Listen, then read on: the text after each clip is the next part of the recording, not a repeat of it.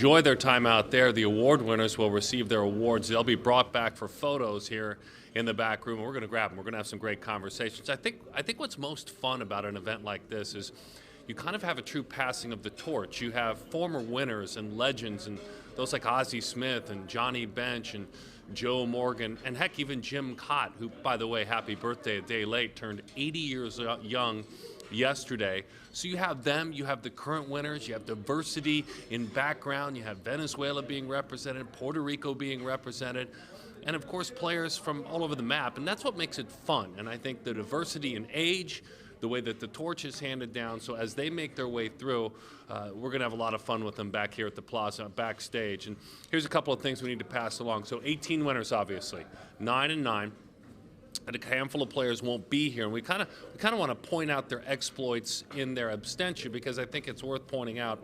One of those is Zack Greinke. Zack Greinke's unable to make it. Heck, it just felt like yesterday that he started Game 7 of the World Series. Zack Greinke, a 6-time Gold Glove winner, and some of the interesting things about Zack Greinke when you look back at who he was. This was an athlete when he played back in high school in Apopka High School who was an elite shortstop.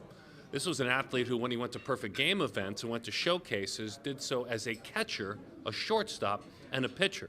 Pitcher was third on his list, so Zack Greinke wins his 6th in a row, 14 through 19. 36 years old. He debuted at 20 years old. Zack won't be here, so we won't hear from Zack tonight. Some travel issues has kept Anthony Rizzo from making it here. Anthony Rizzo wins his 3rd, 16, 18, and 19. Rizzo, of course, who started his career as a Boston Red Sox draft pick out of Stoneman Douglas High School, and of course so active at the school in Parkland, Florida, who we tragically lost 17 very important people a couple years back on Valentine's Day. But Rizzo wins yet another Gold Glove. That was an interesting discussion when it all came down. And it was all put together because many thought Paul Goldschmidt could have been in the discussion. So 3 Gold Gloves for Rizzo, 3 Gold Gloves for Goldschmidt. Interesting thing for Rizzo. Defensive runs saved. He saved 3 of them this year. Statistically, maybe not his strongest year. But again, this is a player this year that at first base, 1,226 and 2/3 innings, 123 assists. Anthony Rizzo unable to attend, so we thought we'd lift him up. And then there's Lorenzo Cain. It's kind of stunning, isn't it? I mean, didn't most of you think that Lorenzo Cain had won a Gold Glove? Because I certainly had for all he had done. Cain unable to be here tonight. I think all of baseball celebrating his Gold Glove, who he is. It was on opening day that he robbed a home run, took a home run away. So Lo Cain unable to be here tonight as we get to know all of those that will be here, and we're going to keep busy. We're going to start with, come on in. This is Live Without a Net. We're having fun.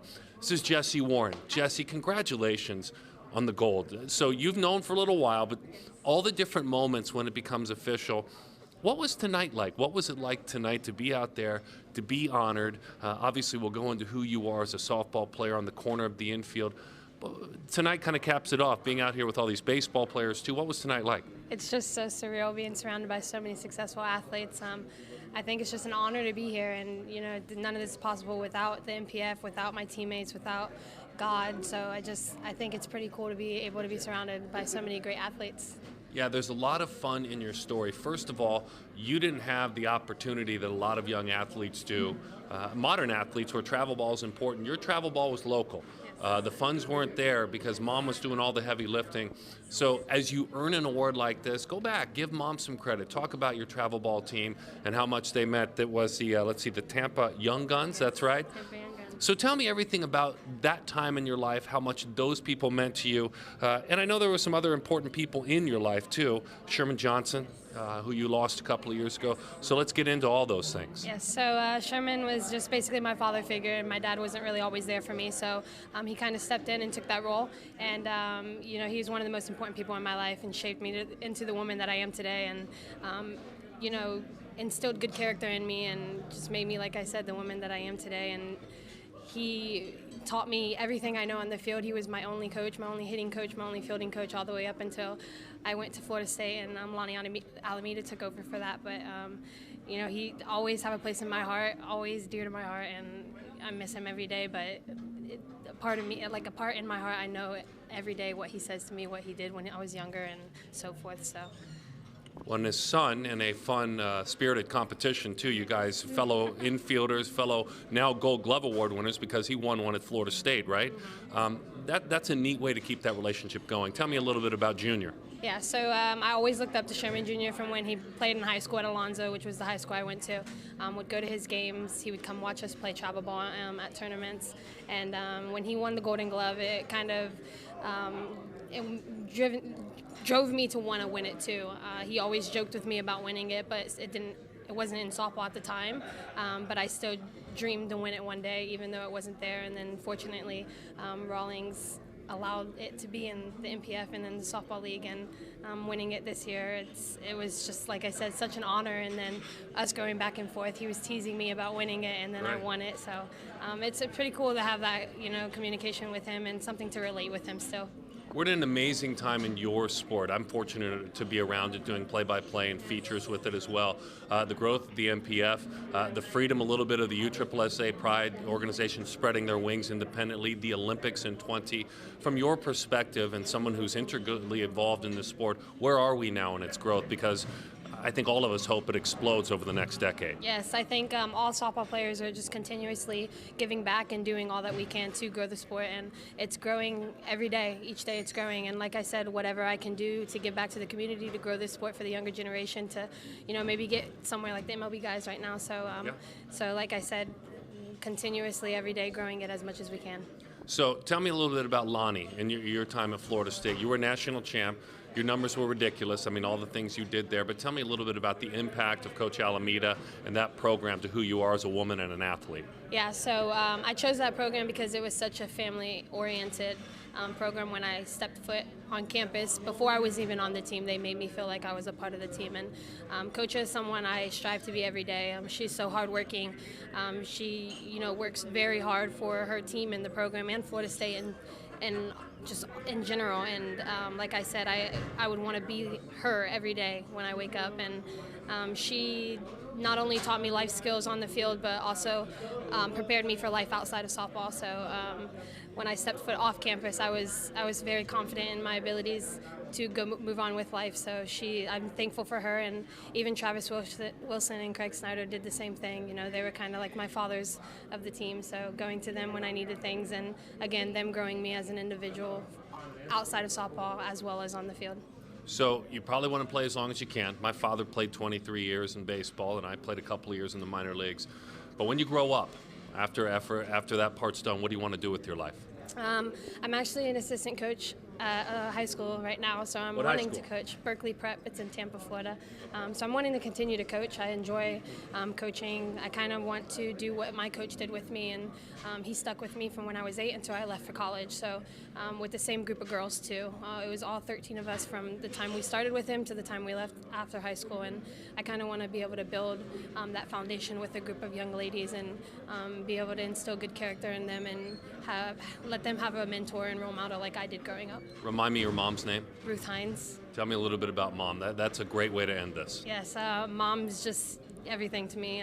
Happy birthday. It's her birthday. Happy birthday, What? Mom. Yeah. She's a great role model for me. Like I said, she did everything for me growing up, and I couldn't have thanked her more, because she is the reason why I'm here. Paying for tournaments, taking me everywhere I needed to go, missing work if she had to take me to tournaments and things like that. So she's pretty cool. That's awesome. Hey, Jesse, congratulations on winning this. Jesse Warren, Gold Glover. How does that sound? Amazing. That's amazing. You've earned it, and congratulations. Thank you so much. Good stuff, Jesse. That's just incredible what she was able to do. And again, talking about her exploits, talking about what she has contributed to her sport, going back through it, reminding you that 3 times she was an All-American, 2018, a national champion at Florida State. And for you young athletes, here's the thing that I find interesting, because she's not alone in that. She's still working the room for photos over there. She played volleyball, she ran track, she played basketball, and she played soccer as well.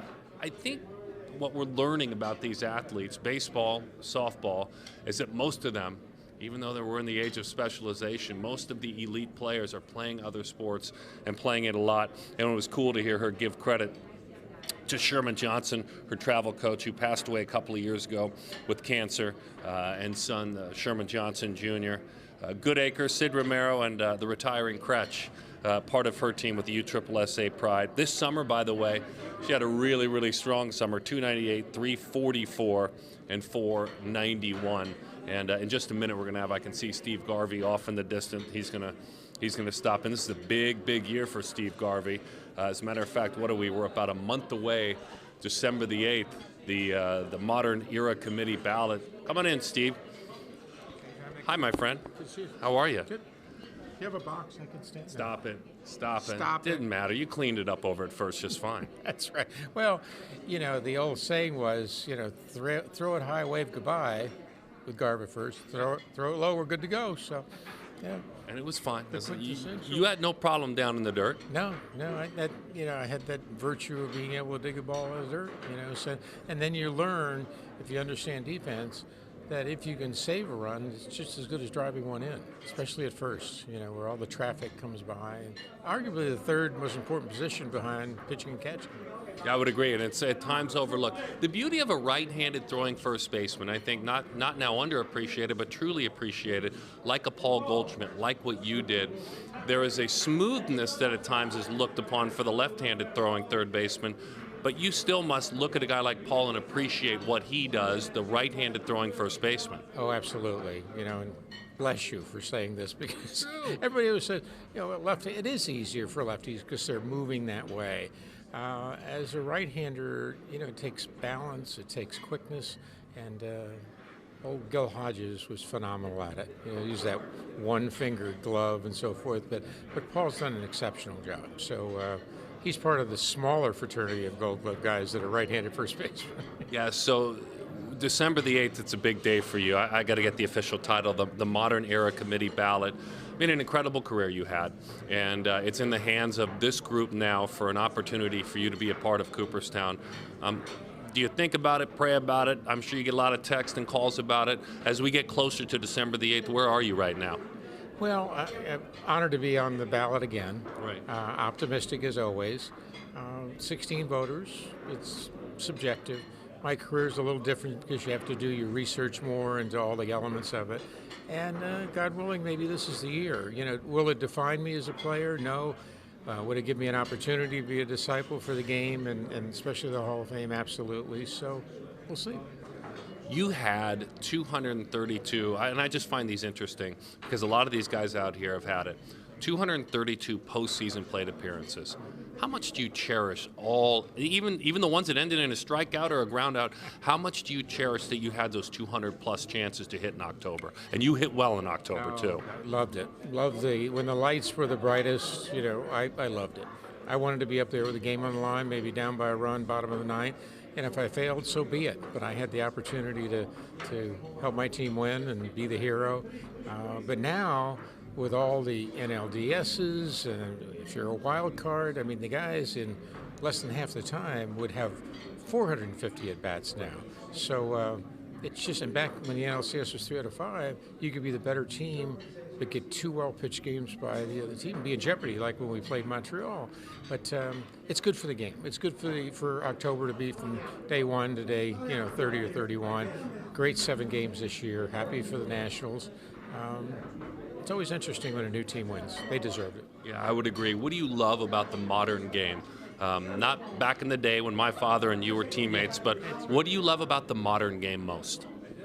Well, there's always a culture in each generation, and this culture of young players, there's a lot of really good players. And the key is to always understand that it's an honor to play the game, and it's an honor to be part of this national pastime, and we are the national pastime. No matter what the NFL says or anything like that. Right. So to be able to play the game, postseason is the second season, the one where, again, the lights are the brightest, and had a wonderful career then, too. So it's like anything. The young guys will be the torchbearers for the next generation. Some things are different. Ball travels a little farther now. Yeah. Yeah. But you got to love the fundamentals of the game. And we always want to tinker with it. But ultimately, it's the only sport that doesn't have a clock. It takes 27 outs and 1 more run. It's a lot about life. it's not a sprint, it's a journey, and it was an honor to play it. So if I was a 23-year-old prospect and I just got done playing in the Arizona Fall League, and maybe my organization's calling me up next year, the year after, what advice do you have for me as a player? Well, if you were going to the Dodgers, I'd tell you, it's like I did to the guys in spring training a year ago in the clubhouse. You should feel something when you put that Dodger uniform. It's arguably one of the two teams with the biggest history. Broke the color barrier, done so many things, and when you put it on, you should feel the greatness of the franchise. Number two, careers are blink of the eyes. You're going to blink your eye, and hopefully you've spent 5 years, and you're going to blink your eye again, and you'll be at the press conference, thanking everybody. So enjoy each day, get the most out of it, honor the game, the fans who make the difference, and run hard to first base. Run hard to first. Yeah. Steve, thank you. Hey, best of luck December 8th. You'll be at the meetings, I'll be at the meetings. Man, I'm pulling really hard for you. Thank you so much. See you there. Yeah. Steve Garvey, congratulations. Thank you, my friend. That was kind of fun because I got a chance to hang out with that guy growing up a lot. He actually lived a couple of doors down from me, so fun to have a conversation with him. December the 8th, a big deal for Steve Garvey. Just a reminder of who he was. 4 times he won a Gold Glove, 74, 75, 76, and 77. That modern era committee ballot on December the 8th. And think about it, he was 20 years old when he made his debut back in 1969. Want to roll a spot? Is that what you were getting my attention for? All right, a quick pause, and we'll step aside, albeit ever so short, with a quick message from Rawlings.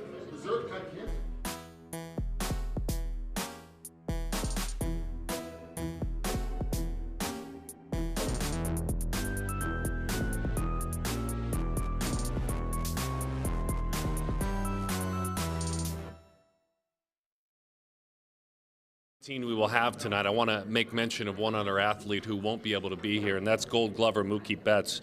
He wins his 4th Gold Glove, 16, 17, 18, and 19, and it's fun diving in on the numbers. In his career, Betts has played nearly 7,000 innings, and he has stopped or thwarted 113 runs, 113 defensive runs saved, and in his last 2,400 innings of defense, we don't talk much offense on this segment and at this event. In his last 24 innings, he's committed just 3 errors. So Mookie Betts unable to be here tonight, the MVP, world champion a couple of years ago, and excited for what he's been able to accomplish. A great basketball player, the great bowler, and certainly Mookie Betts. We're going to get going here in just a little bit. We're going to start handing out the hardware. And as the hardware is handed out, they will join us here in the back room. Here's what we have tonight. We have 10 past winners. We have 8 first-time winners. Alex Gordon, 7, obviously. Nolan Arenado, 7 in a row. This bad boy started being handed out in 1957. How's it put together? Every single manager has a vote, and they can use up to 6 coaches on their coaching staff to vote as well, positionally for the Gold Glove. You cannot vote for your own player, and that's how the Gold Glove is selected, along with 25% of it from the SABR, Society of American Baseball Research Defensive Index. So the SABR Index, 25% of that is put into that. So advanced metrics have come into play in selecting it.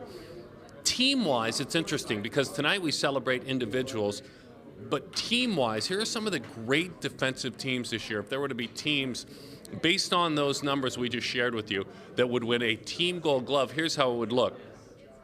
The best defensive team in baseball, according to the advanced metrics, put together by SABR and the Defensive Index and a little bit of Fangraphs and Baseball Reference sprinkled in, would be the Oakland A's. The Oakland A's by far would be the best defensive team this year, all the way around the diamond, position by position.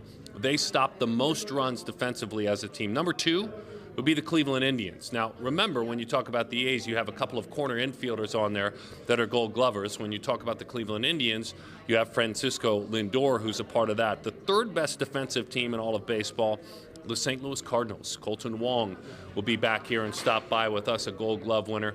The Cardinals, number 3 with regard to defense. The Angels, kind of a shocker. I know how amazing Andrelton Simmons is as shortstop. Mike Trout, very dependable. Certainly an elite hitter, maybe not known as an elite defender anymore, but a very good defense when you talk about who the Angels are defensively. The Philadelphia Phillies would be number 5 on that list if you were to hand out a Gold Glove award to teams. The Arizona Diamondbacks with a couple of Gold Glovers here tonight, in Peralta and Ahmed, and of course Leak, who came over to the Diamondbacks, and Greinke, who can't be here, who left the Diamondbacks, all part of that great defense. And then the Kansas City Royals. Alex Gordon wins for the 7th time. The Kansas City Royals would be a team that would be, what are we at, 7th on that list. Future Gold Glovers. I think what's fun for me is I have the opportunity to be around some of the young, talented players that are coming up. I'm going to throw some names at you, if you'd like to bear with me, of some talented players that we may be looking at to win Gold Gloves in the future.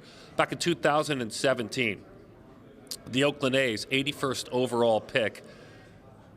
Young man out of San Diego, played this year in the Arizona Fall League. He's a shortstop by the name of Nick Allen.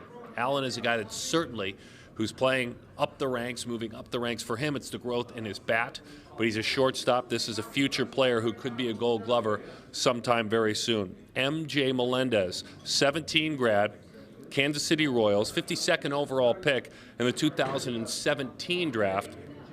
This is a catcher in the Royals organization out of South Florida that certainly could be a Gold Glover someday. Nick Allen, M.J. Melendez, both perfect game All-Americans as well. In 2018, I think what's fun about this selection for the San Diego Padres is this player was drafted solely because of his defense. And these two players that I mentioned before, Allen and Melendez, are players with outstanding defense as well. But a player like Xavier Edwards out of Wellington, Florida, was drafted because of his glove. But since he's become a pro, a .395 on base percentage, slugging .414, just incredible to see what Xavier Edwards has become. He was selected in the 2018 draft.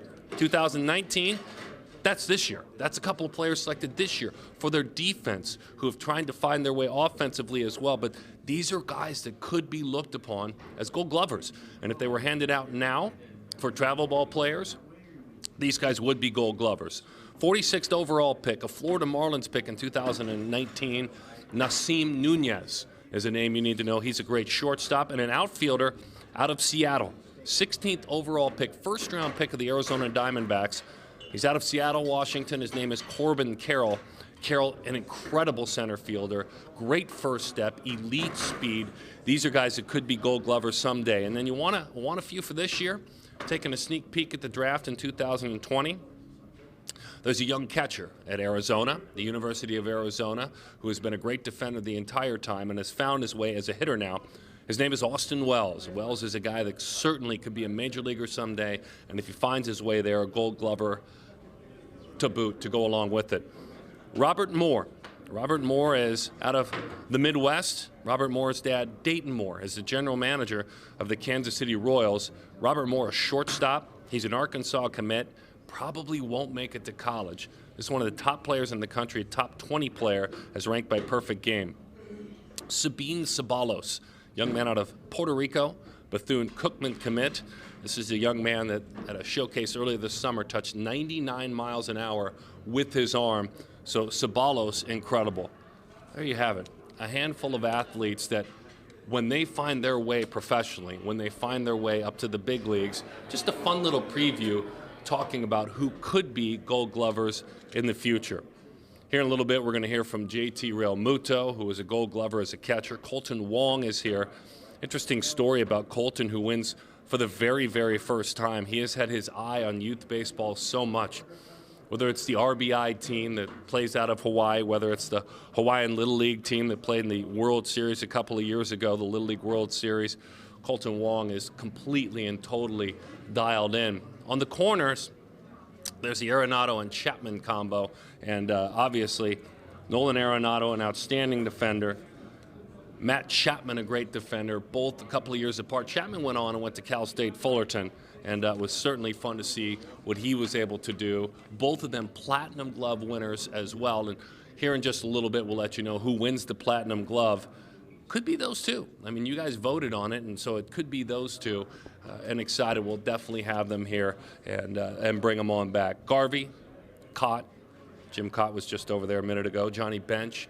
We hope to hear from Keith Hernandez, Joe Morgan, Greg Nettles, Ozzie Smith, Dave Winfield, Torrey Hunter, Andre Dawson, Curtis Granderson, and Ryan Sandberg. Some of the cool moments for the first-time winners are really great to talk about, because if you think about an athlete that wins this award for the first time and you have 8 of those that win it for the first time, there's a ton of celebration. Roberto Perez wins it. Pitchers are on the stage now, I'm being told. So we'll be hearing from Mike Leake in just a little bit. Mike Leake, a Gold Glover. Leake, Cincinnati's first-round pick in 2009 out of ASU.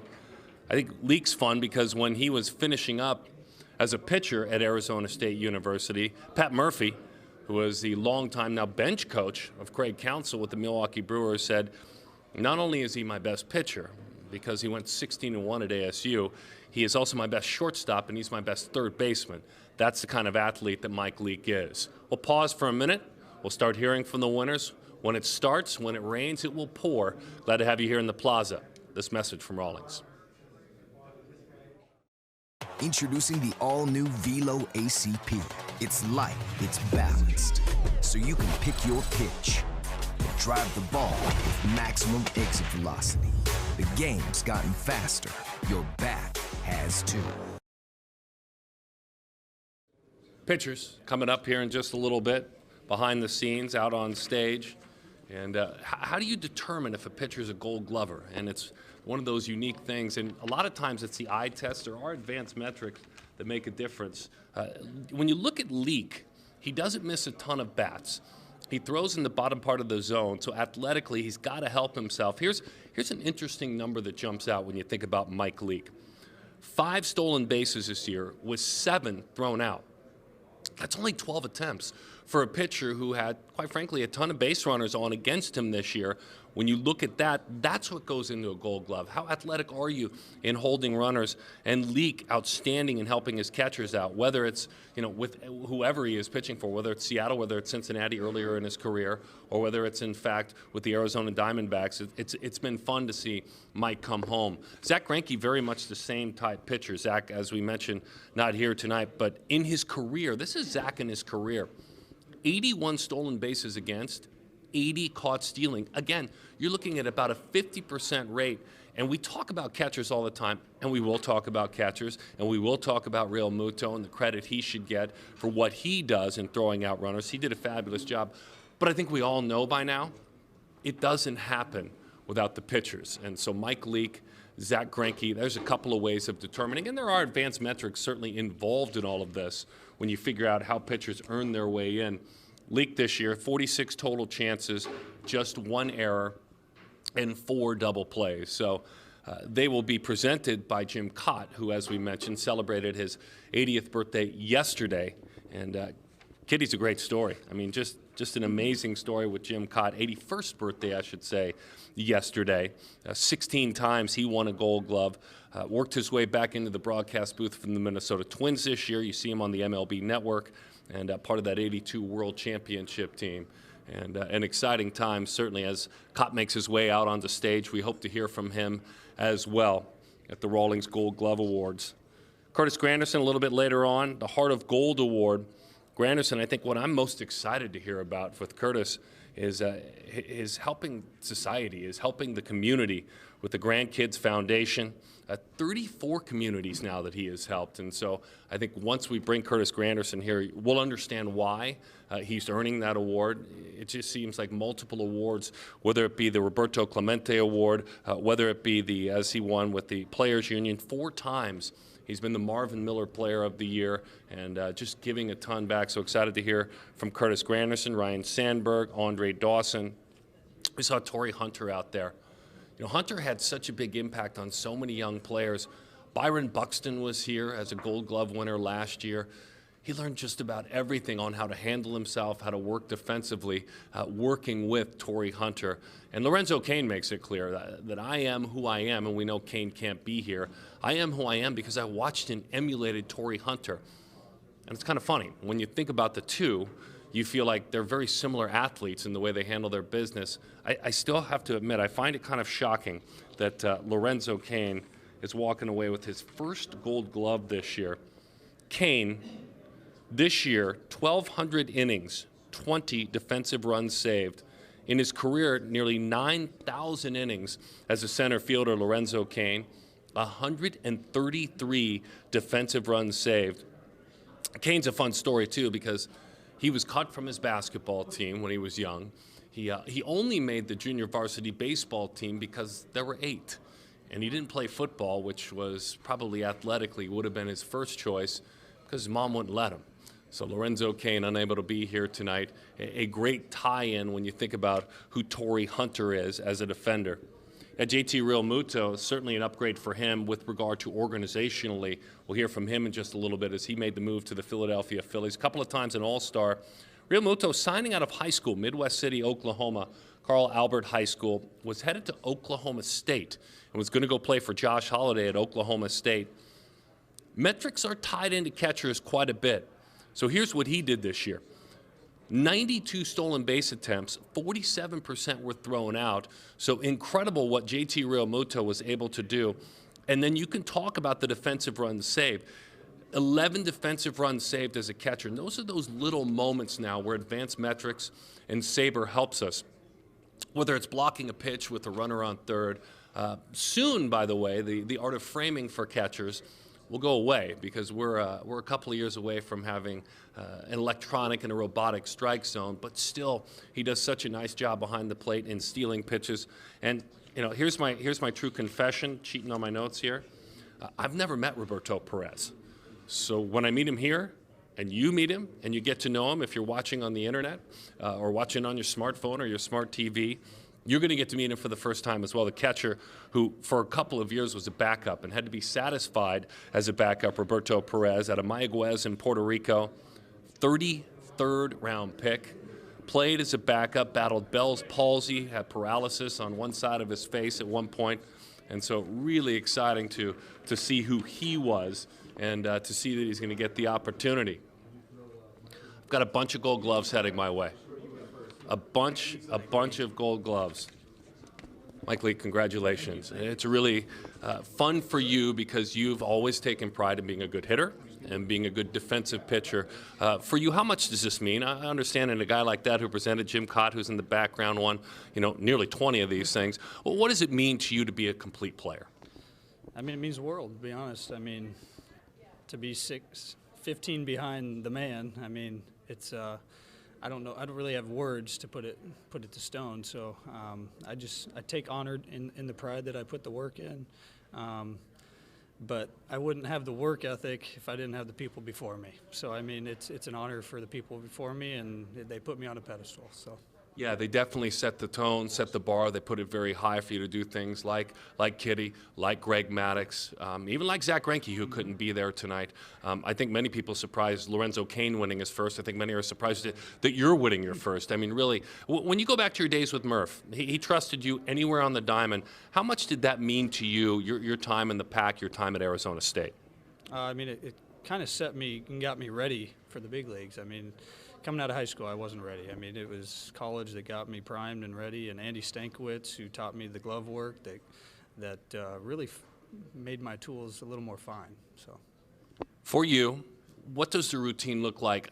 I know it's more than just PFP. My father played 23 years. I played a couple of years in the minors. It's more than just PFP. How do you work on yourself athletically to make sure that you can help yourself out and do things like win this Gold Glove? What are some of the things that go into your preparation? I think it came from early childhood. My dad was a big mountain man, built log cabins. So I think his work ethic and my mom's work ethic in business and working for Sony and technology kind of catapulted me and allowed me to get strong and with my work ethic and climb mountains so I could get strong. So. Mike Lee, congratulations. You're a Gold Glove winner. Thank you. Appreciate it. Good stuff. Great stuff. Congratulations. Jim Cott, may we talk with you for a second? Sure. Darren Sutton, good to see you again. How are you? Fine, thanks. Happy 81st birthday yesterday, right? Scary. Well, look, I could ask you baseball questions like I asked these guys, but I think as someone who just turned 50 a few weeks ago, I want to know how you do it. How are you keeping yourself looking young, staying fit, and staying sharp? Good genetics, I guess. Okay. I don't know. I think as we get older, the one thing, our motto is keep moving, stay busy. I'm fortunate that every year I have had a job of some kind in baseball to kind of keep me involved. because I have a lot of friends that have retired, and all of a sudden they call and say, I got to find something to do. Well, I don't have that problem. I have something to do, and I think that's very important. How much different for you when you won your first Gold Glove when you're probably in your early 20s until you're in your late 30s? Different as a pitcher, different as a defender, but yet a Gold Glover in the early 20s, a Gold Glover in the late 30s. How much different were you as a player and a defender? I don't think I was that much different. You know, tonight I'm glad that they invited Bobby Shantz to come in. Bobby was my hero as a kid. And listening to the radio, I would hear the Chicago announcer when the Athletics were playing the White Sox say, Bobby Shantz finishes on the balls of his feet. He's ready to go either way, always ready in position to field the ball. So when I went to spring training my first year, about 2 rounds through PFP, the coach said, hey, kid, you look just like Bobby Shantz. Well, I tried to do that same thing my whole career. I think in those days, with the emphasis not on power pitching, and I was a sinker ball pitcher, mostly right-hand hitters, down and away, I always anticipated the ball might be hit back to me. That's not the case anymore because guys are power pitchers. You know, they kind of fall off the mound. Bob Gibson fell off the mound, but he got back in position. So I really think it's a mindset, and I was fortunate from the time I started till the time I ended. I hope that I had that same mindset. You've been lifted up by several of your former teammates, including in Hall of Fame speeches, as someone when he put the uniform on, he was a beacon, he was a lighthouse, he wore it with pride. It meant a lot to you for so many decades to put that uniform on, didn't it? Yeah, I think maybe one of the most touching things that anybody ever said was when Bruce Sutter was inducted into the Hall of Fame, he had me stand up and he said, I never played with anyone who had more pride in putting the uniform on than Jim Kaat. And I think I learned that from some of my minor league managers that said, respect the game, respect the uniform. So every day, I remember when I was 42, I'd walk into the Cardinal clubhouse and I'd look at Buddy Bates, I'd say, I got another day, there's a uniform in my locker. So I never took it for granted. You know, there's only a few players that are fortunate to be major league players. And then to be able to do it for that long, I'm very grateful for that. Happy birthday. Thank you very much, Derek. 81, you look fabulous. It's very good to see you again. Thank Jim Kaat. Well, what a wonderful opportunity to talk with him and look back. And, you know, when we think about, you know, what he accomplished in his career, it's just amazing for Jim Kaat. Hello, JT. We see each other again. JT Real Muto. We had him earlier opening up his brand new Gold Glove. So here's the deal this year. Nearly 1,200 innings caught. That's a lot of work, right? You know that. And nearly 12 runs saved, and you threw out nearly half the runners that tried to run on you. So do we start by giving your pitchers a little credit? Yeah, absolutely. They kept letting the guys run on me. No, I mean, I got to give credit to all my guys. I mean, the pitchers did a great job of giving me an opportunity to throw guys out. In my opinion, I had some of the best middle infielders in baseball at getting the ball and putting tags out. I didn't always make great throws, but they always made great plays for me and gave me a chance to get guys. So got to tip my hat to them. JT, when you were finishing up high school and you got your opportunity to play professionally, Oklahoma State was an opportunity for you. For those youngers that are watching out there that may have that choice, and they'd be fortunate to have it, what advice do you have, and what do you remember about making your decision to jump right to professional baseball? Yeah, I mean, for me, it was a really tough decision because I wanted to go to school. Education was always really important to me, but first and foremost, I wanted to play baseball, and my dream was always to make it to the major leagues. In my opinion, I was ready to get to the minor leagues and to better myself that way. And honestly, not all kids are ready right out of high school, so you kind of have to gauge yourself and really look yourself in the mirror and ask yourself whether you're mature enough and everything to get to that level and better yourself there if you need a few years in school. And you can do it both ways. Both ways work for different people. So really, you just got to look at yourself and kind of go from there. How did playing football, and you were one heck of a quarterback, how did playing football make you a better baseball player? Just leadership abilities for the most part. Being a quarterback, I mean, obviously you're the leader on the field. You're the leader in the huddle. Like a catcher. Yeah, it's exactly like a catcher. So I've been able to kind of take that and really hone in on those leadership abilities and not necessarily be a vocal leader, which I've never really been, but more lead by example. And guys tend to really gravitate towards that. JT, congratulations. Thank you. JT Real Muto, a Gold Glove Award winner, and I appreciate it. Thanks, We'll cut you loose, man. You're free to go. That's great stuff. So, yeah, and and what he was able to do, and what he was able to do defensively this year. And you got to remember, like when you look at JT Real Muto, this is a player that, as we mentioned, was a shortstop in high school. This is a player that the position is somewhat new to him. We hope to hear from his fellow Gold Glove Award winner as well here in Roberto Perez. Hopefully Roberto Perez can stop by. But let's start with Johnny Bench. Mr. Bench, Darren Sutton, how are you? Darren, congratulations on being here. I'm thrilled to be here. I'm supposed to congratulate you on being here. I've always wanted to be here. You've been here a bunch. Not enough. I love this thing. I mean, this is great. And to see the young kids, but to see their talent, to see their ability, to see their commitment to defense is the greatest thing, because these guys are really take pride in themselves. And that's the thing that really do. As a catcher, your first objective was to call a great game, throw runners out, block home plate. And then you got some hits, that was fine. But this is what it's all about, was defense and being a part of it and shutting down the other team. And so to watch these guys and their commitment to it, their athleticism, my gosh. Yeah, I mean, in the catches, I love the highlights, I love the stuff and everything else. And a lot of it has to do with their predecessors. Mm-hmm. I mean, Ozzie Smith was a guy that now all the shortstop had to emulate, and it's proven their deal. And they're finding ways of doing it. But this has been a long period of time where these guys, from the minor leagues to their infield practice, before the game, they're working on all of this, and they make these plays, and it's just, it's unconscionable. Of course, they're in shape, they're great, and they're being honored respectfully by the Gold Glove Award, which is special to all of us. Which was a regular appearance for you. You worked hard and you earned it in your 20s. How much did you learn about your position? I mean, you were an incredible catcher from the word go, and you were a big hitter even in the minor leagues when you were a teen. But in your 20s, how much did you learn and grow in this position? Well, I think you learn to call the ball game. They gave me the opportunity to call my own game, to make changes, pitching changes, be able to tell Sparky when somebody was not throwing their best, when we needed to make a commitment. And then, I was a pitcher all my young Little League career and everything else, but everybody knew I was a catcher. But, I learned to do it with the new the wing glove, the wind hinge glove, the RL, and it just became something where I learned to catch every ball, and that's the way I thought about it. I had to go out and catch every ball. Thank you, Johnny. Congratulations. By the way, fatherhood, good? Your hands full? Oh, my gosh, it's the best. I just FaceTime them, got to show them the room and everything else. We're at the plaza. Nice. Thank you. All right. Matt, congratulations. Matt Olson. Thank you.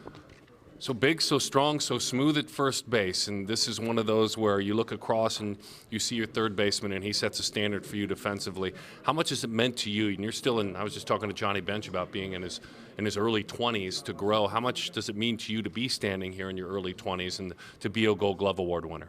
Yeah, it all kind of happened quick. Last year being the first full year and winning it and being able to kind of back it up.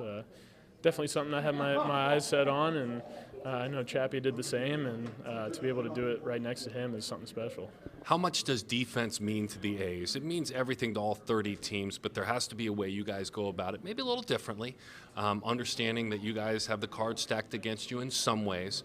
How much do you guys take pride and conversate about your defense? Yeah, I think it's just, it's not a secret that we're not a big market team. We don't go out and necessarily have $20 million to give a guy every year, and in order to do that and compete, we're going to have to play fundamental baseball, and defense is a big part of that. And we take a lot of pride in that. We had 4 finalists this year, and between me, Chappie, Simeon, and Grossman, and it's a big part of what we do and how we're able to get results on the field. Yeah, the advanced metrics tell me you guys were far and away collectively the best defensive team in all of baseball, and pitchers certainly love that. If I'm a young first baseman, or better said, if I'm just a young athlete and I want to grow in your position, what pieces of advice do you have for me to get those feet a little softer, to get those hands a little softer? If I'm 16, 17, what advice do you have for me? Yeah, I would say, like you said right there, keep the feet soft. You always want to keep the feet moving.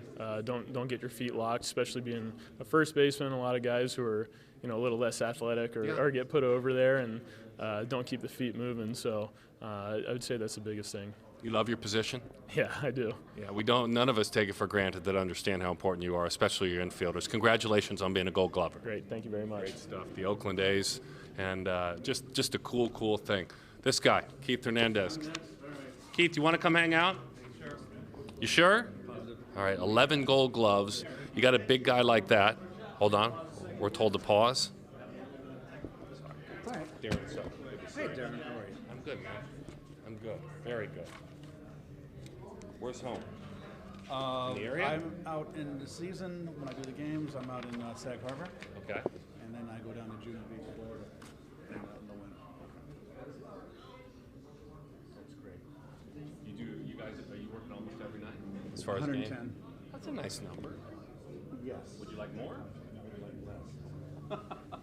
I'm getting to the point. But my contract is ran out, and we're negotiating to do usually 3-year deals, and then I'll be 7 and I'll get back to Spartan. My dad does radio, and he's on the road, and You're all set? We're on. We're live. Okay, just conversating. Nights like this are fun. I mean, you were a regular here, and you took pride in the way you did it. These guys watched how you did it. For you, how much does being a Gold Glover, more than 10 times, 11, how much does it mean to you still today? Well, it means everything because, you know, there's two sides of the game. And you can be a one-dimensional player, you can be all offense, or you can be play both sides of the field. And you can win a game more with your glove as well as with your bat. I remember when I was a kid, my dad was a minor league first baseman, taught my brother and I how to play first base, and my dad always said, you know, if you can field your position, that manager, when you go in a slump, is going to be less likely to take you out of the lineup because you can win a game with your glove. And that resonated with me when I was like 7, 8 years old. And it's something I always worked at and took great pride in. And all the Gold Gloves that I won, I feel very good about that. Can you take me back and recall a game of catch with Dad or with a family member? Because I think that's where it all starts. Well, Dad was a fireman in San Francisco, so he worked 24 off 48. So he coached the Little League teams. And so all those kids had great instruction. And, you know, Dad had us from the beginning, first playing catch properly, throwing properly, learning how to catch, sawing off a Little League bat and start throwing us tennis balls in the garage and then hitting us ground balls. And that was basically it. It just, there's nothing really I can say. It was all a lot of hard work, a lot of days on the diamond, hitting, fielding, and learning how to play the game. What do you love most about the modern game? You're very active in it as a game caller, and so there's no disconnection for you. What do you love most about the modern game? Well, what I like is most is when the young players come up. I've been doing it 20-something years now, and I like to be able to see like Jacob deGrom. I see him as a rookie and then watch his progress as he goes forward. That's what I like the best. Some fall at the wayside, most do. But the ones that make it and become great players, you see them in their early struggles, when they're a rookie, and watch their advancement as they go along, and be able to see a guy like Jacob deGrom, who was really one of the top pitchers in the game, to see that progress over the years, that gives me a lot of pleasure. Keith, thank you very much. Okay. Being out there, being a presenter. Okay. All right, my friend. Roberto Perez. How are you, my friend? Darren Sutton, good to see you. How are you? You paid your dues, obviously, to get to this position as a full-time catcher, but now to be a Gold Glover. And you knew not too long ago that you were a Gold Glover. Tonight it becomes official. How much does it mean understanding, Roberto, all the work you've put in? It means a lot, man. It's an honor to be here with these great, guys. But it means a lot, man. It means a lot of dedication, hard work. I never gave up, when I was a backup. But being able to do it now in my first year, I gotta thank God for that, man, for keeping me healthy, and hopefully I keep doing this for years to come. Your mom, Lillian, right? Mm-hmm. So she did a lot of heavy lifting. She was there for you and doing all the work that you needed. On a night like tonight, how much do you have to thank your mom? Oh, a lot. I mean, she means the world to me. She was my mom and my dad at the same time. I never had a dad. She raised me by herself, and this one was for her, man. She did a great job with us, not only with me, but with my brother too. So I know she's proud of me, and I'm proud of her too. Your position is such an important position. My father pitched 24 years. He's in the Hall of Fame. I pitched poorly in the minor leagues, but certainly valuing how important your position. If I were a young catcher, maybe 16, and I was pretty darn good, and I said, Roberto Perez, give me some advice, what would it be? You know, to be honest, it's like paying attention to details. Example? For example, just reading like swings when you're back there. You know, I think I call the game. A lot of people ask me, but I call the game with instincts. But you gotta pay attention to reading swings, scout reports, and you gotta know your pitcher, what the pitcher's strength. So I think there's at least I study a lot on other hitters. So I always tell myself pay attention to details. What kept you positive? What kept you believing that starting job, this Gold Glove, could be yours? What did it? Just keeping faith. I think to be able to have a outstanding coach next to me helped me a lot. Sandy Alomar, he played 18 years in the big leagues and he won a Gold Glove too. But every day I come to the ballpark ready to get better. Whether it's on my game calling, my blocking, my receiving, whatever it is, I'm just coming to a ballpark ready to play. And I waited for so long, and now it was I didn't take it for granted. This opportunity in 2019. I'm just very, very glad, very happy, and this is gonna motivate me to have a better 2020. Congratulations. You look good tonight, by the way. I like that. I've learned that shaking hands is hard, so I'll just do this. You ready? Right. Congratulations, Roberto Perez. Colton Wong, representing Darren Sutton. Colton. Hey, congratulations. Obviously, representing your organization, representing Hawaii. For you, a lot of hard work. You've been a guy who the last half-decade's been known for your bat, but now you're talked about for your glove.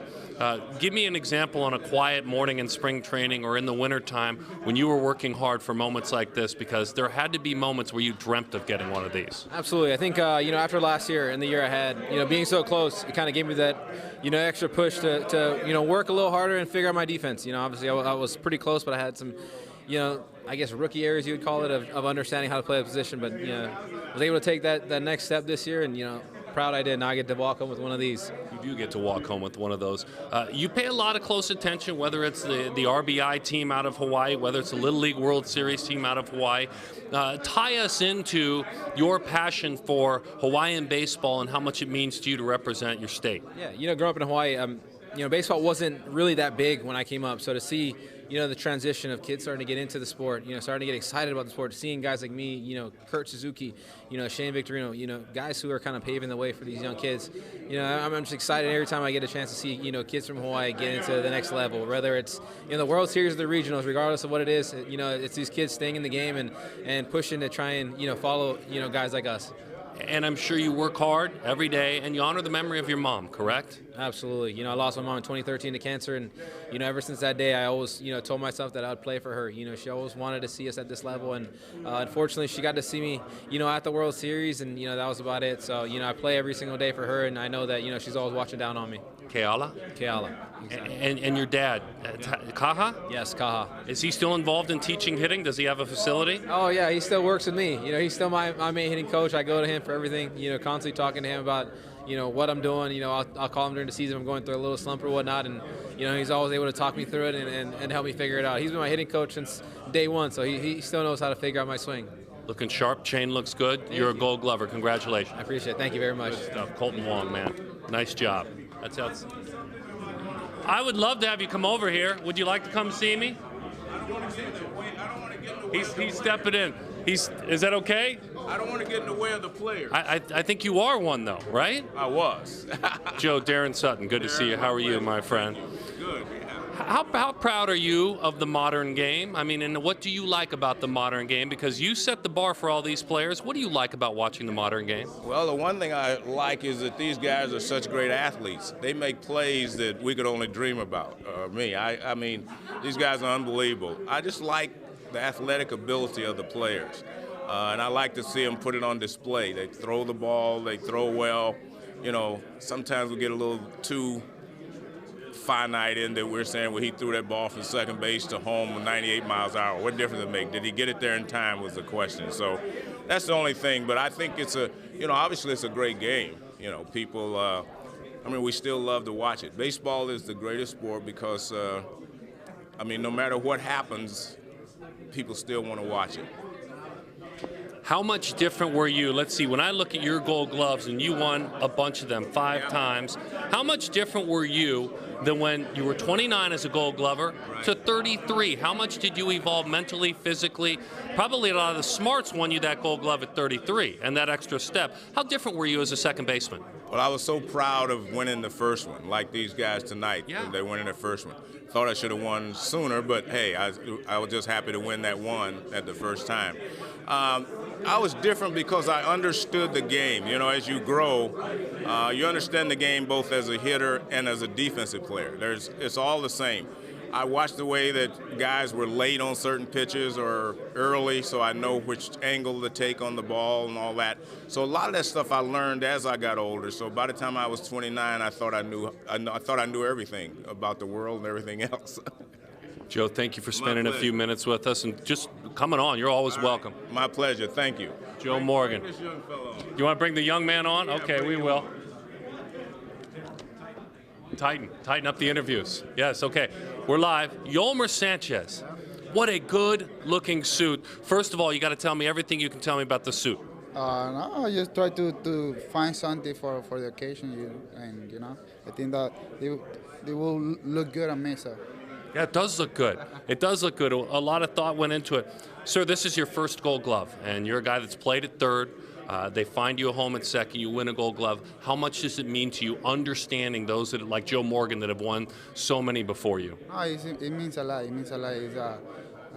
I've been working hard, and a lot of people think just in hitter homers and backflip and all that, and defense is really important in this game. So I'm just proud of myself.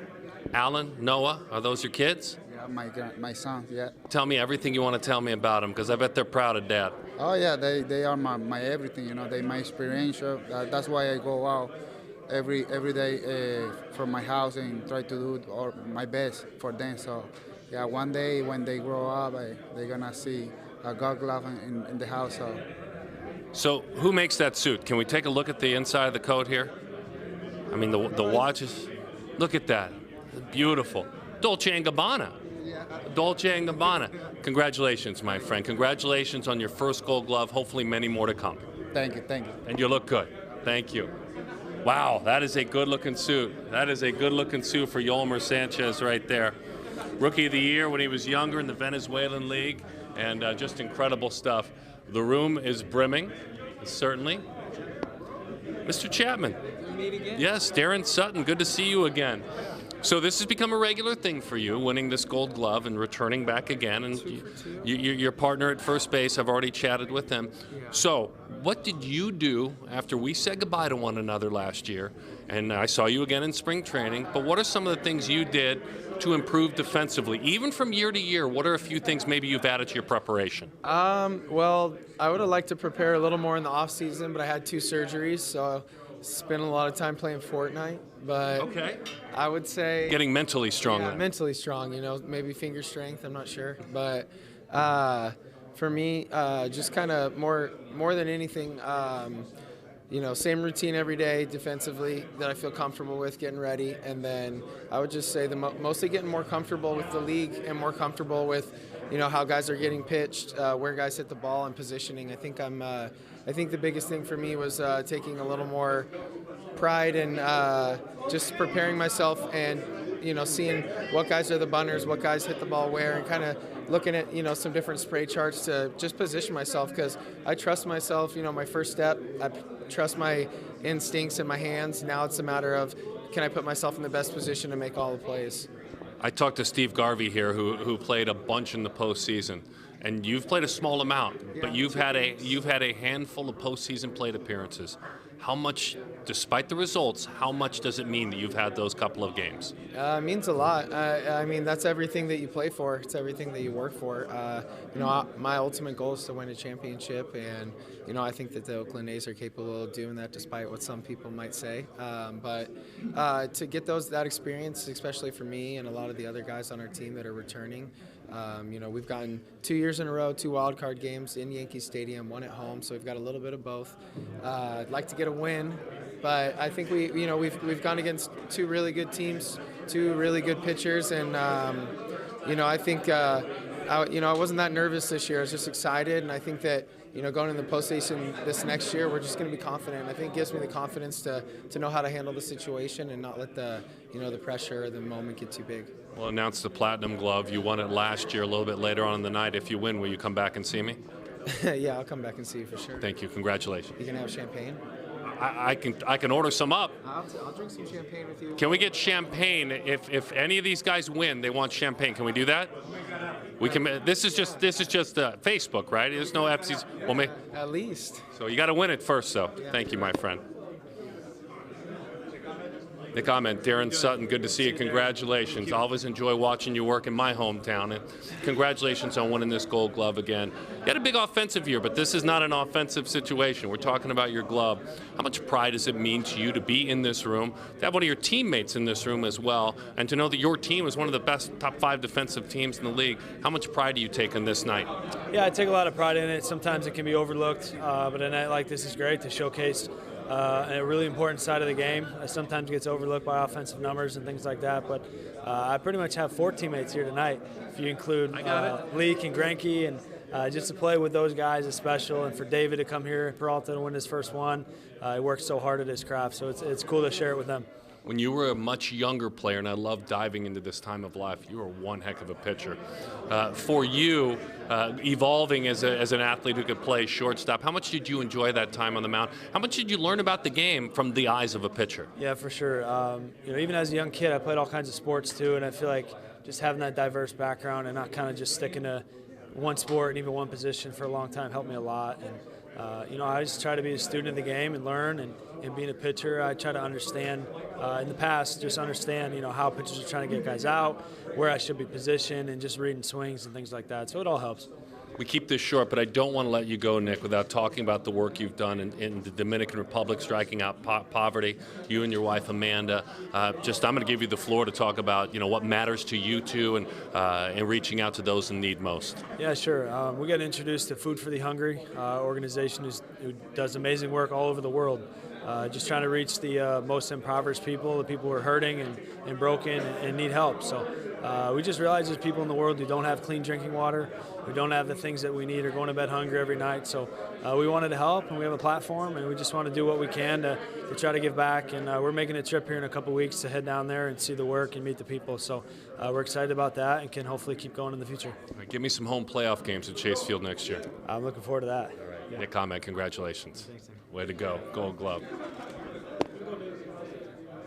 Darren Sutton, good to see you again. Ozzie Smith, how are you? I'm doing good, thank you. A couple of shortstops hanging out around you, and I guess what's fun, and this is an easy question to ask, but you're kind of that name. And when they were wanting to decide, Nick Ahmed was a pitcher for a long, long time, and one of the reasons he became a shortstop was because of that name, and that's your name. How much does it mean to you that even now, gosh, you're a generation and a half past these guys, you're still that name? How much does it mean to you? It means everything, because it means that you had an impact and a lasting impact. And it's great to be around guys who have the opportunity to watch you do what you do, and you become an inspiration. So it's always great to be able to come here and watch these young guys who are becoming the stars of today, and watch them repeat.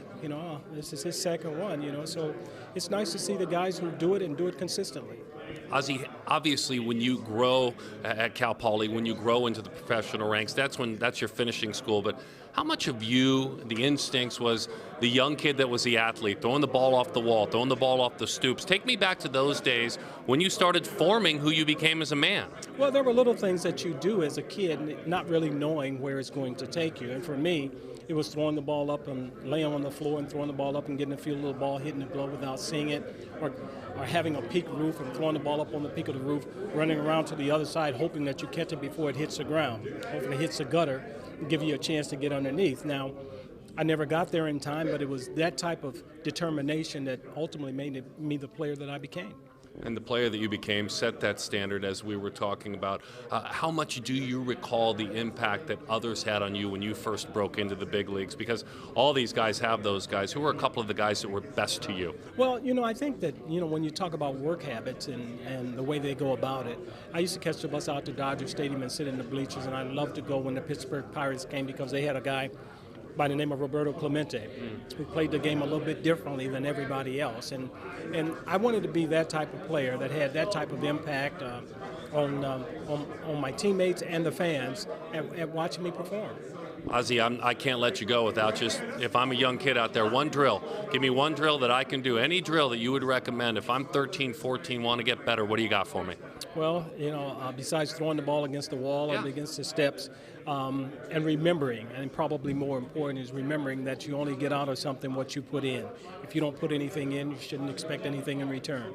Ozzie, thank you for your time. Thank you. Legend, the shortstop, Ozzie Smith, Francisco Lindor. I'm going to ask you the same question I just asked him. It's good to see you again, by the way. How are you, my friend? You look good tonight. You look very sharp. Like the leather there. That's a good look. Sorry, I got distracted. So I just asked Ozzie a question. You ready? Here goes. I'm a young shortstop, back like when I was watching you run around at PG events or something like that. What advice do you have for me? Give me one drill, one thing that I can do to just grow a little bit. Maybe I'm pretty good. What should I do? Give me a drill. I'll say always keep your feet moving, working a lot of drills, and whenever you're catching ground balls, make sure you keep your feet moving the whole entire time. And then the other thing is your hand in the glove. The softer you can keep it inside your glove, the better. Okay, those are two very, very good things. What was life like when you were chasing your dad around and he was working you out, or you were chasing your older brothers around? What was life like in Puerto Rico back in the young days? It was a lot of instructions, a lot of teaching moments throughout my life when I was younger, but it was fun. It was fun. I loved every moment I got to spend with my dad. I was fortunate enough to have him and to continue to teach me how to do things. And it's come from everybody knows Long Island, Puerto Rico, and it's big. To me to come out of Puerto Rico is huge. What responsibilities go along with becoming one of the faces of baseball? And you can simplify it if you want, and you could just keep being you. That's it right there, that smile. But what are some of those things and responsibilities that come along with being that man? Because you're one of those maybe 3 or 4 men right now. Yeah, I would just say to stay within yourself. Don't let the hype get you out of track, and always stay humble, stay positive, and believe that God has a plan with you. You impress everybody already by being in the big leagues. You don't have to impress nobody. Just be yourself. Glove advice. What size glove do you have you evolved in the type of glove you use? Well, I always use a 3/4, but last year I was hurt at the beginning, so I wanted to go with a smaller glove because I wanted to be quicker with my hands. So I went with a 1/4. To be able to get the hand quick, the ball out of my glove quicker. I'll probably go to the half next year, but I've been using the same model, same glove since I was a little kid. Thank you, my friend. Congratulations. We'll see you here a lot. God willing. Thank you. Francisco Lindor, Gold Glove winner. Kevin Kiermaier, what a treat. Congratulations. Thank you. Becoming a regular occurrence for you too, man. The work you have done defensively. Take me back to the Midwest when you were a young man and just trying to get somebody's attention to bring you to college. When that first opportunity happened and someone found you a spot to play in a small college, what were those days like when you were trying to beat this guy now? Yeah, it's been a crazy journey.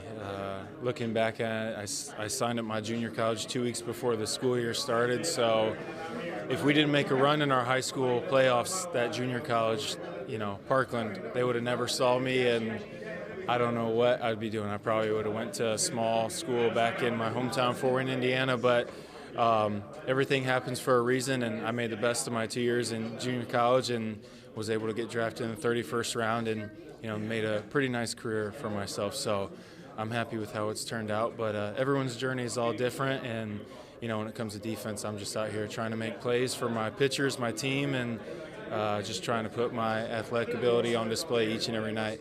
Mookie Betts isn't here tonight, but boy, you took a big hit away from Mookie Betts. What was it, last year? Yeah, that was actually the first pitch of the 2018 season. That was crazy. That's the way to start out, but he's got me on a fair share of taking away hits from me as well, but we're all out there, the guys who take pride in their defense, it shows. And even though, guys take away hits from me, I appreciate people who handle their business out there. And I'd always like to think I'm taking away more hits than more hits are taken away from me. So they all even out at some point. But like I said, I tip my hat to the guys who go out there and handle themselves out there on that side of the ball. Young athlete advice time. I know that you even take advantage of time during batting practice to look at the ball off the bat, to look at the flight of the ball. What advice do you have for a young athlete that instead of, picking the daisies, and I'm using a simple term, when they're shagging, that they can grow as an outfielder? Yeah, you can. Batting practice is going to be the practice that's closest to game simulation.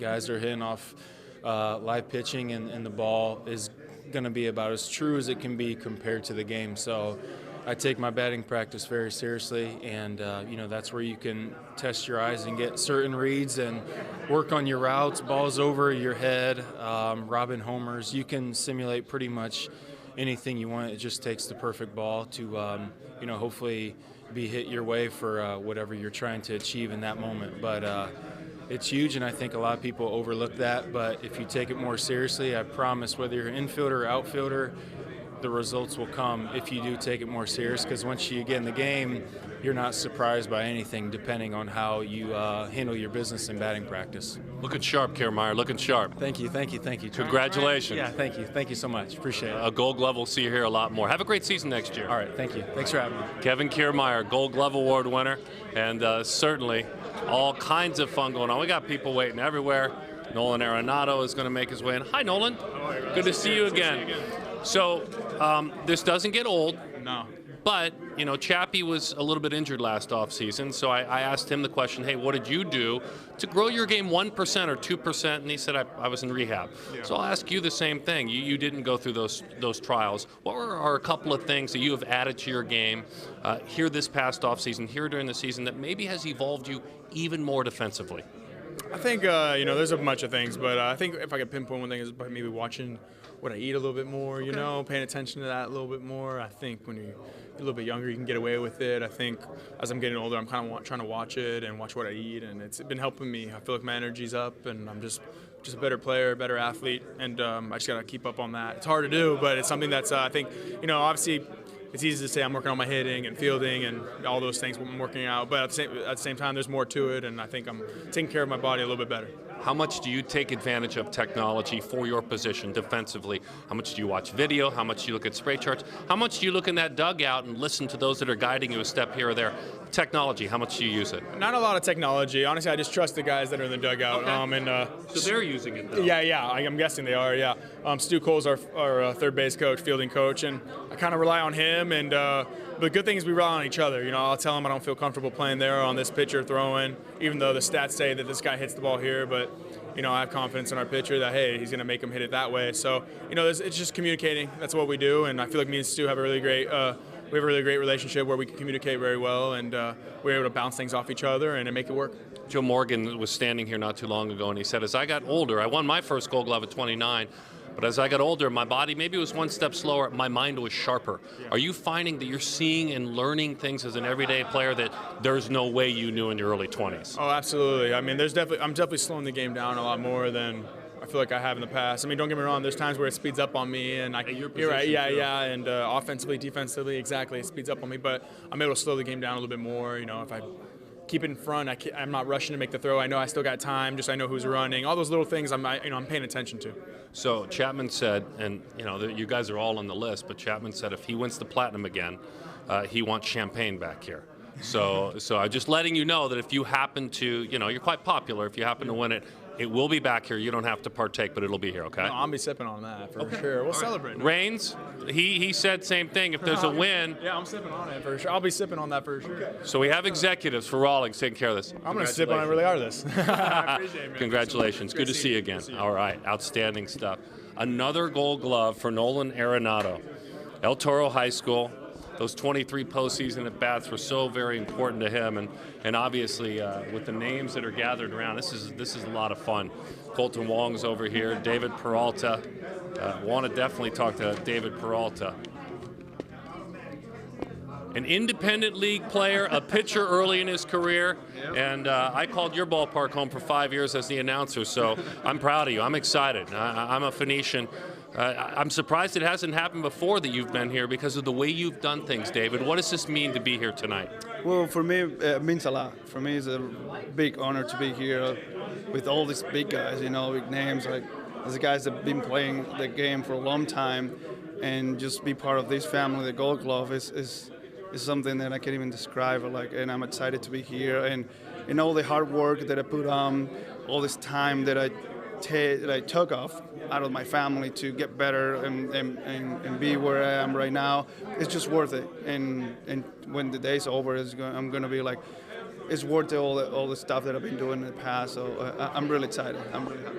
David, there was a time where your family didn't let you give up. You know, a lot of us in sports, and I played in the minors for a few years, we're all dreamers, right? That's why we're here. But there was a time where you were ready to put that dream away, and your family kicked you in the butt and said, go chase that dream. Do you remember those times, and how much does that mean on a night like tonight? I remember that every single day. I got my family, my mom, my dad, my sister, my wife, they motivated me every day.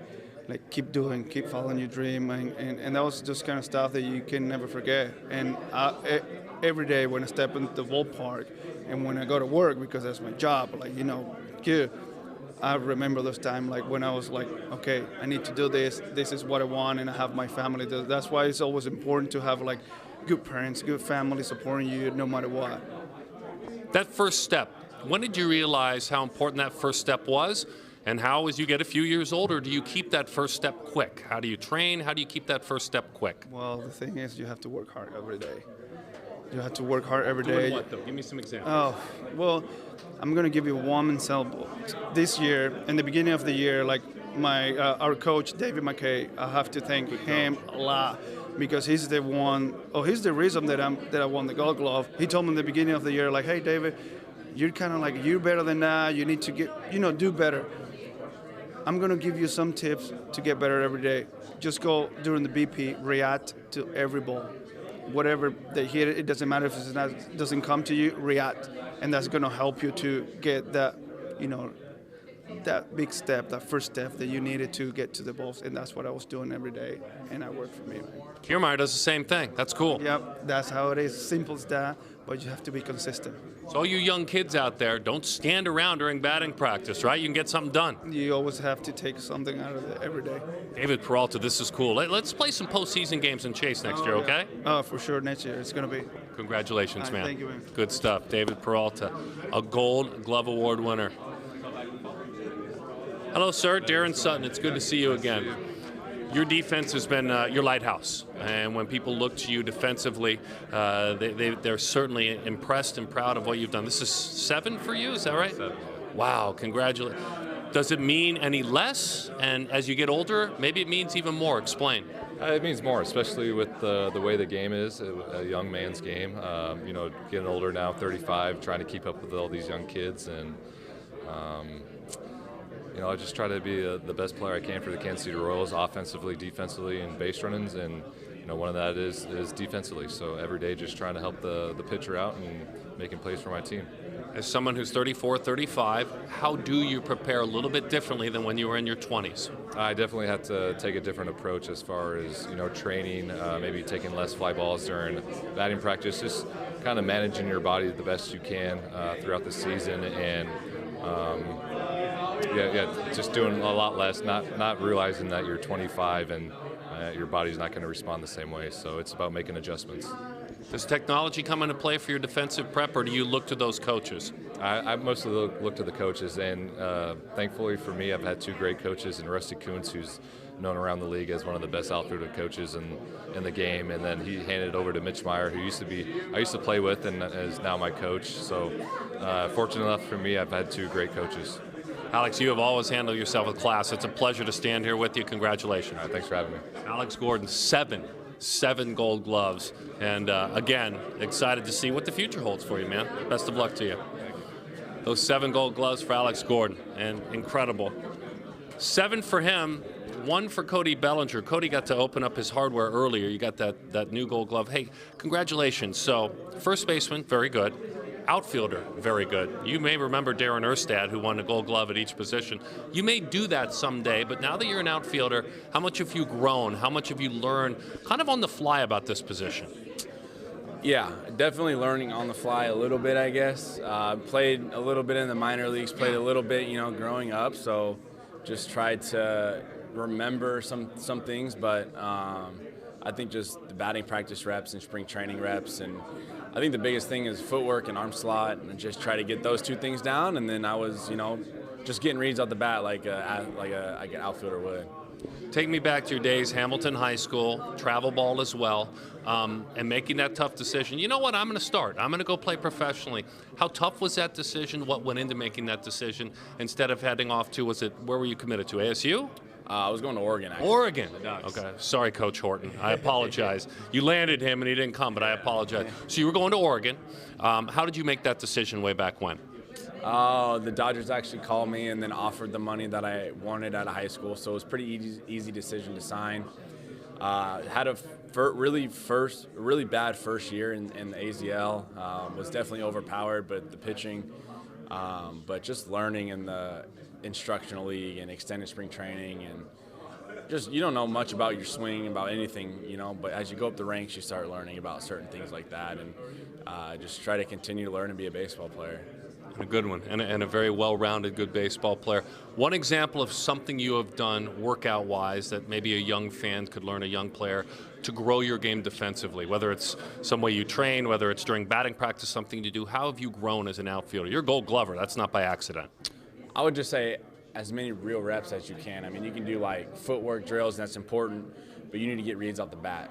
Okay. That's the most important thing, I think, is getting when a righty's up and you're in left field, or lefty's up, you're in right field, the slices and the way the ball's spinning at you, just the way the ball's coming at you, I think is the most important thing to learn. Congratulations, my friend. Thank you. Appreciate it. Bellinger, Gold Glover.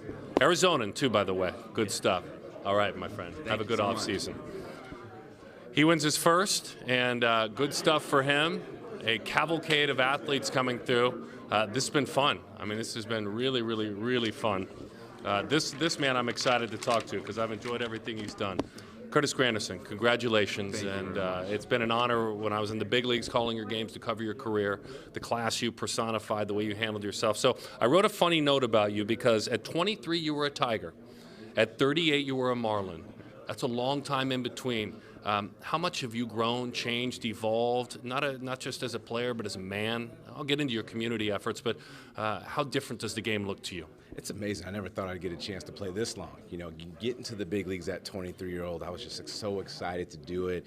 I was looking forward to calling Detroit home, and then forgot there's things called trades and things called free agency. But that's what gave me an opportunity to get a chance to play the 7 great markets, including in Canada and being international. And I just wrapped up last year with the Miami Marlins. So all these different things that I never would have imagined have taken me from east to west, north to south, and in the Midwest. When did you fall in love with this game? At what age? Oh, man, I was 6 years old playing T-ball, and actually even before I started playing T-ball, I was outside playing with my friends, and one day they weren't there. I go, where'd they go? Everyone goes, oh, they went to sign up for baseball. I didn't want to get left out, so I went to sign up for baseball. My dad had always played softball. He was very athletic, and that got me into it, and I just had a ton of fun out there doing it. My first ever baseball coach was a female, so it wasn't the fact that it was male or female or anything like that, but she just had us out there having a lot of fun, and from there, age 6 to here at age 38, it's always been about having a good time. Yeah, and then fun coming out of a mid-major. A mid-major you've given back to. I spent a lot of time calling games in that conference, basketball.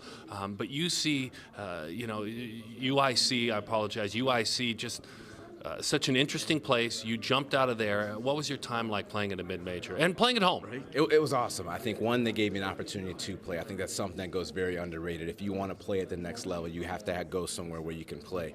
The big-name schools, the powerhouse schools are obviously great, but if you're going to go and sit on the bench, then we have to decide what exactly it is we want to do. And UIC was going to give me an opportunity to play, and I used that as a chip. Let's go out there when we play Ohio State and Nick Swisher, and he'll know about this. We go out there and beat them, and we go play Michigan, and we play Illinois, and we play Iowa, all teams that we got a chance to play and beat. And since I've left there, they've gone to 5 different regionals, which has been absolutely amazing. So to take them from going, UIC, where's that? Who are they? To, okay, this is a team that pitches very well. This is a team that plays defense. They've had a lot of guys that get a chance to go out there and turn pro. And the thing that we're most proud about out, including head coach Mike Diaz, the number of guys that have graduated from there. Yeah, and a ballpark that you helped put together. I've got two more for you, and I don't let you go without talking about the Grandkids Foundation. 34 cities now, 34 municipalities that you and your supporters have touched. How proud are you of those efforts and all that have supported you, and what's next?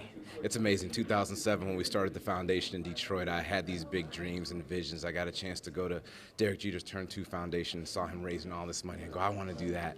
And the first event we ever did, we raised about $1,000, and I was so disappointed. And then I took a step back going, even though we didn't raise $2 million, that $1,000 is still going to help these kids.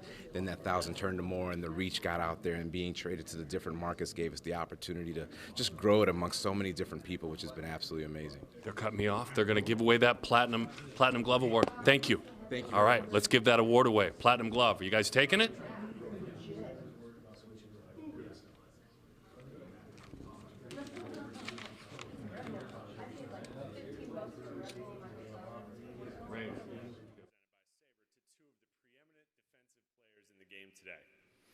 All 18 Rawlings Gold Glove winners are eligible.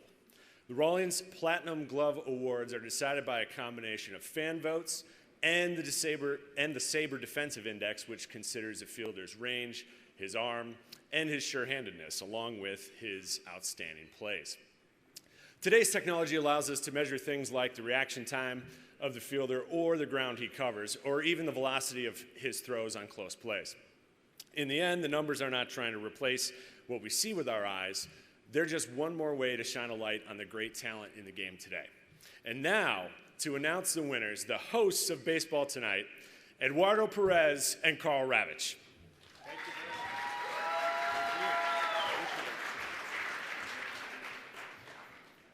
Serious question. Are we supposed to have envelopes or are we not? Oh, we do. Thank you very much. Thank you. There we go. Thank you.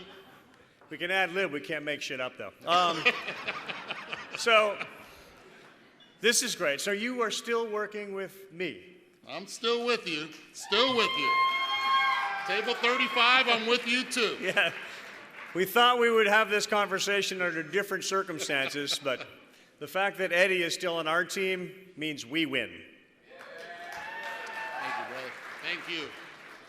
So the Platinum Glove Award goes to the best of the best. I have the American League winner here. I've been joking with a few people all day long about the outcome of this, but the joke is now over, and I will open up the envelope. And the joke is on me. There is no. You don't have anything in there? I got nothing here. Okay, I'll go then. This is. All right, I'll take the National League then. We'll figure out the American League a little bit later. Crickets. Nada. I don't have anything either. Anybody? Anybody have the answer? Do we? Oh, really? The coach of the high school team that had both Platinum Glove winners last year and does again this year. Congratulations, Matt Chapman. And Nolan Arenado.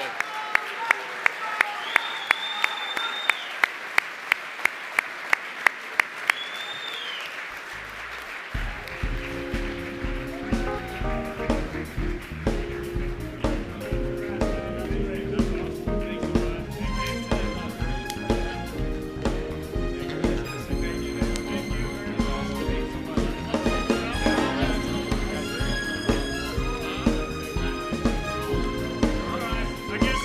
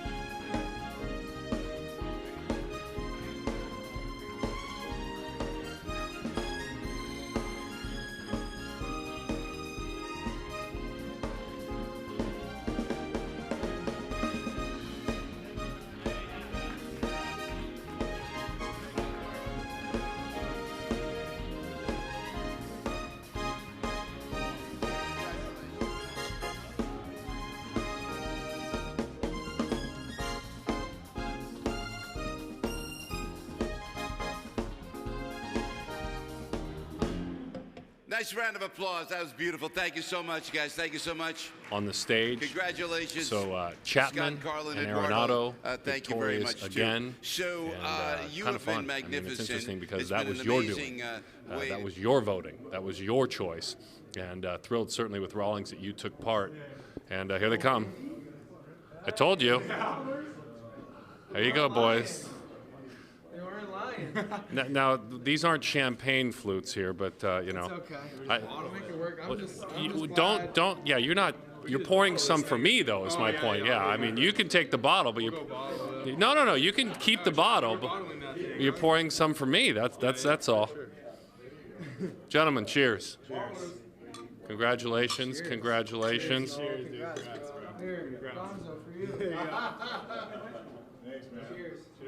Gonzo's here. God bless the OC, Coach. Come on in here real quick. Let's let you start. You mind if I just shove you to the side? Coach Mike Gonzalez, El Toro High School. I'm an OC kid. OC kid's here, and we'll talk to him. How much does this mean? I mean, obviously, I've been there. I worked out at all those fields. I went to Capo Christian, a little school down there, so I know, a lot longer ago than them, more like your time. Yeah. How much does this mean? These guys are grown men, but you're here. They're bringing you back. Oh, it's huge. It's such an honor and such a proud moment for myself and my family, and being a part of these guys' career and how compassionate they are with our family and my kids and everything else, and to see their work ethic and to see them mature as young men just makes me so proud, knowing that I've known them since they were 12, 13 years old, and for the people they've grown up to be, it's just tremendous. I appreciate it. And my mentor, my best friend still is my high school coach, and it's nice. They stay grounded. They completely keep in touch with you, right? Oh, absolutely. I talk to these guys all the time, and they're always so generous with their time with myself and my family. I have two boys that play baseball, so they're always at their beck and call if they ever need anything. So it's just a great relationship. They've always stayed grounded. They never forget where they come from, and like I said, it's a great friendship that we've grown to have. Congratulations, Mike. Thanks. I'm going to chat with these guys if you don't mind. I appreciate it. I'm moving over here. Can I move with them? They're doing the photo. No, he can be there. Get the photo. We'll get the camera of the camera getting the photo. Don't run away with that champagne. They're very serious about that champagne. Okay, so you could set it down in a minute, but how much does it mean to have another one of these? And obviously, not only your work got you here, but then the fans, the people that voted, how much does it mean? Well, thank God for I've been able to stay healthy. We were able to stay healthy this year and go out there and compete every day. And then the fans obviously recognizing us. And there's so many great ball players that won Gold Gloves and so many players that didn't win Gold Gloves that are really good. So to be voted by them is a seriously unreal feeling, and it's pretty surreal. But we just got to continue to work hard and hopefully make it happen again. Same question, my friend. You're healthy now this winter, right? So you're gonna crank up that routine. Not only to be standing next to this guy, but to have your coach here, to be holding one of these. Now that means you're a name. I mean, this guy was a name for a while, but like the fans know who you are and they appreciate your defense. How much does that mean? It means a lot. Definitely, it all started maybe a little before that, but it really started there. It's pretty special, and hopefully there's many more to come, and just feels good to be able to do this. I mean, it's hard to describe, but get to do a lot more work this year, maybe some less video games. But, I'm just proud you came through with the champagne. Yeah. Well, you guys asked, right? Yeah, for sure. I feel it tastes good. Yeah, that was nice. Good. What was that? Well, I don't know. Can we see the champagne? Just one bottle of champagne, please. I'm not. It's Paul Lewis. Don't know what that is, but it tastes good. Paul Lewis, yes. Paul Lewis. I don't know. It's good. It's fine. Awesome. Hey, get out of here. You guys are holding heavy trophies. It's great to see you again. All Thank right, you. Good to see you guys. Be good. Yeah, pictures. We're fine with capturing the pictures.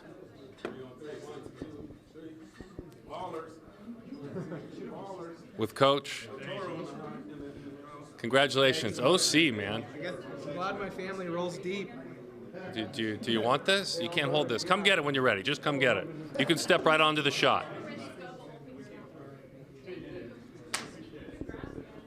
So are we playing more? Are we doing more behind the scenes? Produce me up here, because now that we're up on the tightrope, we'll have some more folks stop by. Certainly, my senior producer in charge, Mike Raines. He might have some ideas on some folks we could bring in. All kinds of great folks around. But that was fun. I mean, that was really fun. That was fun to you know, we may or may not have known that was going to happen.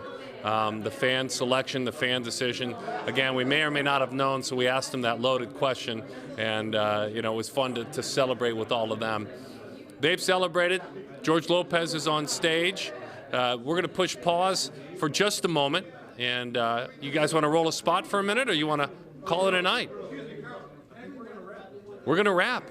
Okay, thanks for hanging out backstage at the Plaza. Thanks for logging on. Thanks for watching. Thanks for loving baseball. And I want to thank Rawlings for giving me this opportunity. These guys do such an incredible job. This is fun. It's creative. This is an organization that gets it. They want to reach out to all of you, whether you're a young baseball fan or a senior enjoying the interview with a Johnny Bench or an Ozzie Smith or so many that we have. I love doing it. And we're going to step inside, listen to George Lopez. That's it from behind the scenes at the Rawlings Gold Glove Award banquet. A lot of fun tonight here at the Plaza in New York. Peace.